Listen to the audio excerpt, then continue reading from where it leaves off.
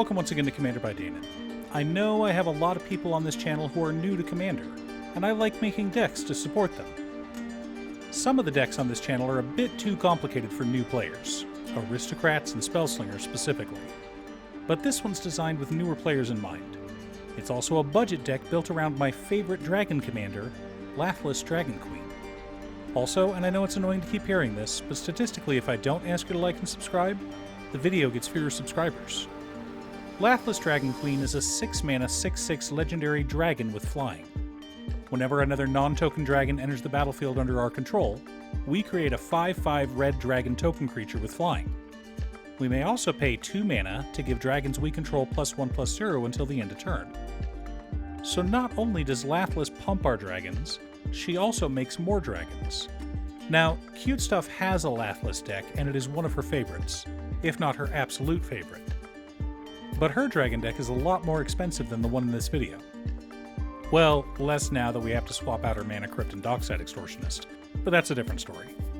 What this deck wants is lots of dragons, support for those dragons, and ways to stay alive long enough to cast our dragons. But before we get to our deck list, a quick word from our sponsor, Ultimate Guard. One of my favorite products Ultimate Guard has is their Xenoskin Sidewinder. The Sidewinder has a soft microfiber lining as well as the rugged Xenoskin shell we've all come to love. While the Sidewinder isn't a new product, they are now available in the beautiful two-tone Synergy series, like this black-green one seen here. Find out if your local game store carries Ultimate Guard products, or click on the link down below to order yourself one from Amazon. In order to build a functional commander deck, you need lots of different pieces, which is why I try to rely on my handy-dandy checklist. 50 mana sources, usually split between 37 lands and 13 pieces of ramp, 10 pieces of card advantage, 8 to 10 pieces of spot removal, 2 to 3 board wipes, 2 pieces of graveyard hate, and 1 sudden I win card. Oh, one more quick announcement before we get started. I'm currently streaming with my son over on Musings by Danon as well as Twitch. We're mostly playing Final Fantasy XIV, but you're more than welcome to pop in and talk about Commander. Honestly, about half my streams are talking about manga, anime, or Commander. For lands, we're running War Room, Bonder's Enclave, Crucible of the Spirit Dragon, Scavenger Grounds, Myriad Landscape, Temple of the False God, Forgotten Cave, Mines of Moria, and 26 Mountains. Pretty straightforward. Our mana ramp consists of Carnelian Orb of Dragonkind, Dragon's Horde, Sarkhan Fireblood, Rapacious Dragon, Ganex Astral Hunter, Herald's Horn, Soul Ring, Arcane Signet, Mind Stone, Fire Diamond, Gilded Lotus, Thrawn Dynamo, Solemn Simulacrum, and Burnished Heart. That's right, we're not running the shamans that reduce the cost of dragons. Don't worry, I'll explain it later.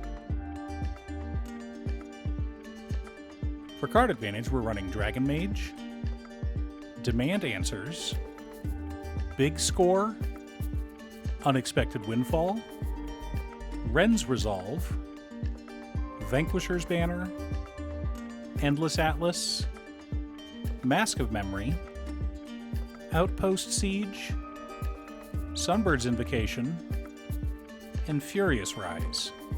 Gotta dig through our deck to find dragons after all.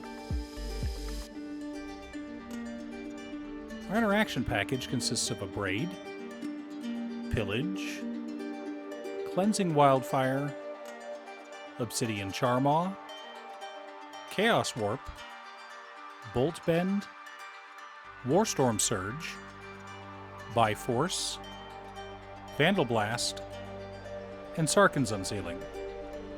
I like running a bit of land spot removal in mono red just in case our commander gets hit with Imprisoned in the Moon. For board wipes, we've got Earthquake, Magmaquake, Fault Line, Blasphemous Act, Steel Hellkite, Incinerator of the Guilty, Breath of Daragaz, and Molten Disaster. As you can see, most of our board wipes target creatures without flying.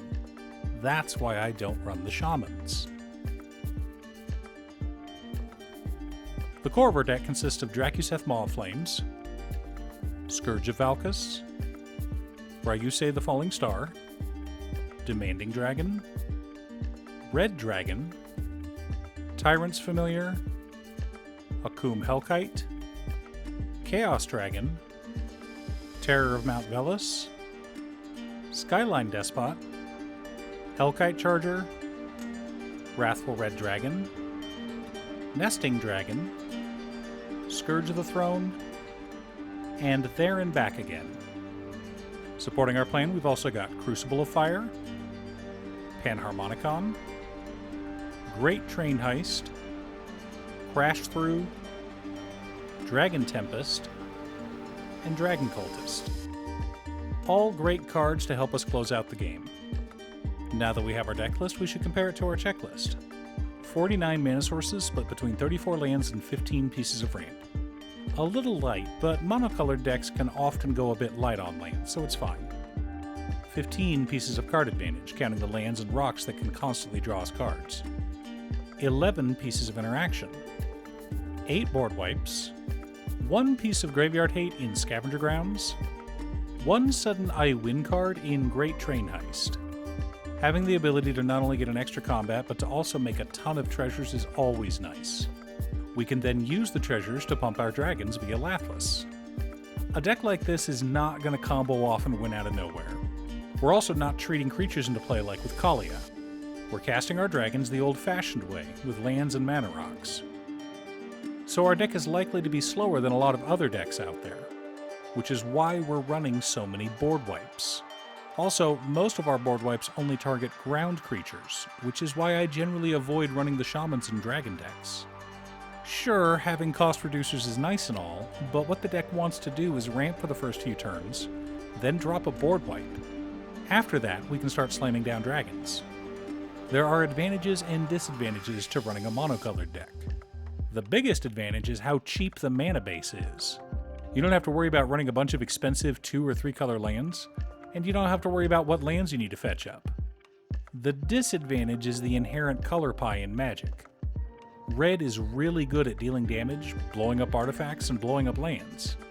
But with so many good lands in Commander, having the ability to destroy problematic lands is a good thing.